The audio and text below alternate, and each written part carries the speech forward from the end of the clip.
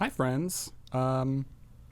So this is a little different for me. I usually don't make videos like this, but I've been watching the new Heavensward Launch trailer that came out for the E3 conference, and I kind of wanted to take a minute to talk about it. The majority of the first part of the video is pretty much talking about story stuff, so I'm not really going to go into that. I'm not into spoilers, and plus I really cannot wait to enjoy that story in its entirety when the game comes out.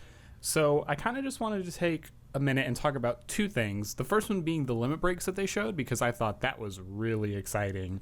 And from the looks of it, I can't tell for sure, but those all look like level 3 limit breaks. So there's no way to know for sure until actually in-game whether or not they've changed all levels of limit break depending on the class or not. I would be surprised if they had, because that would be a lot of work. So I would be shocked to see if like everyone had their own 1, 2, and 3 limit break. And they didn't show the white mage, because I'm pretty sure that one's going to stay the same. The scholars was different. The summoners was different, and that was one of notable mention, considering that, you know, they've discussed that the summoners' abilities are going to kind of have a new addition of being able to use the power of Bahamut, and based on the trailer, it looked like the summoner grew Bahamut wings. So I'm really interested to see that they're really kind of pushing that idea that the summoners are able to channel Bahamut, which brings me to another point that, you know, a good majority of the abilities you get from your job quests are story-based, so there's going to be a very interesting summoner storyline coming that's going to incorporate this whole being able to channel the power of Bahamut, and I'm very excited for that. But Black Mage is still my favorite. I'm sorry, I can't help that. But we saw arrows raining from the sky, definitely Archer. I'm just really interested to see all the different ones. It's going to be really cool. The Dark Knight ones looked sick. It looked like he sliced open the sky and darkness fell into the ground.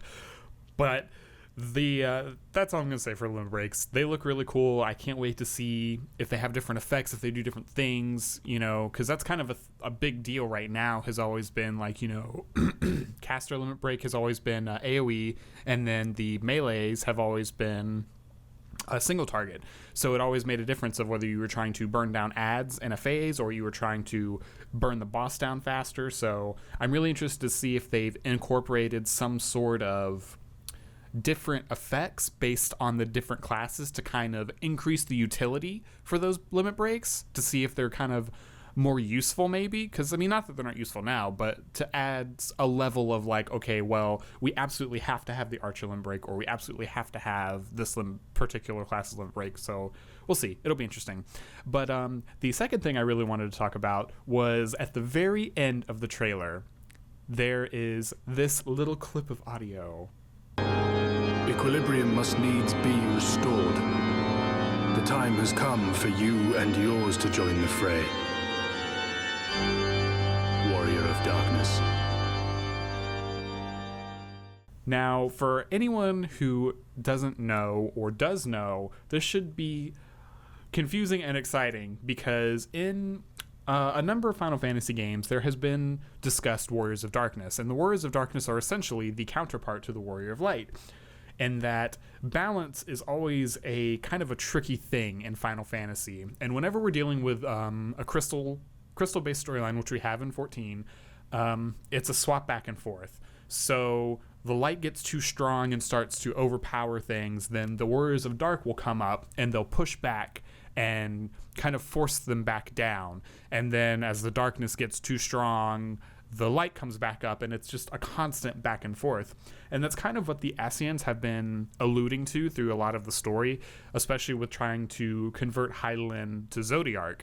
So it'll be interesting to see, and what I would love to see, something that I think could have been amazing if this had been implemented in the beginning, because one of the biggest complaints I get from people who don't want to play the game is that there's a very serious lack of PvP. Now, Final Fantasy has never been a very PvP-centric game, so it didn't really bother me, and plus I'm not a real big fan of PvP. I don't like getting ganked in the middle of nowhere, but it would be very interesting if they were to implement a system where you could either be a Warrior of Light or Warrior of Darkness, because that would mean that there could be open PvP. But based on how far we've come in like the story and the patches, it's more than likely just going to be some NPCs. which is a little depressing. I mean, I would really like to see that kind of back and forth between Warriors of Light, Warriors of Darkness, being able to pick a side, aside from just like the grand companies that they have now. But all in all, you know, I'm going to wait and see what they do with that, because that's a really interesting thing to plug into an MMO, especially considering we haven't had any semblance of like character versus character meaningful PvP that actually has an impact. I mean, you look at something like WoW, where you've got Alliance and Horde, they're constantly fighting, they're always at odds with each other. You know, what they do to each other has an impact on the way things are going. It's just a constant, interesting back and forth. And then there's Final Fantasy, where there's always been the force, but there's never been like a player force that's causing any kind of chaos or change or anything like that. You're always the hero. And now, that's not to say that the Warriors of Darkness are heroes in their own right, because they're doing what they have to do to keep what they hold dear safe. So it's going to be interesting. That's my main point. It's going to be very interesting to see what they're going to do with this. I was shocked when I heard Warriors of Darkness, because I didn't really expect that to come up, at least not so soon, I guess. Or maybe sooner. Maybe I thought that would have been something to bring up sooner. But this is going to be a very interesting expansion, and I can't wait to play through the story. And I will be streaming on Friday some of the early access stuff, so you're welcome to come join me. I'll be over on Hitbox, and that is all I wanted to say about this amazing trailer. If you haven't watched it, I will put a link in the description below. You should definitely go and check it out. Check out all the other trailers for it too. Look at the job actions. It's really interesting what they're doing. And thank you so much for watching. Feel free to like and subscribe and all that good stuff. Do social things. And yeah, I'll see you next time. Brr.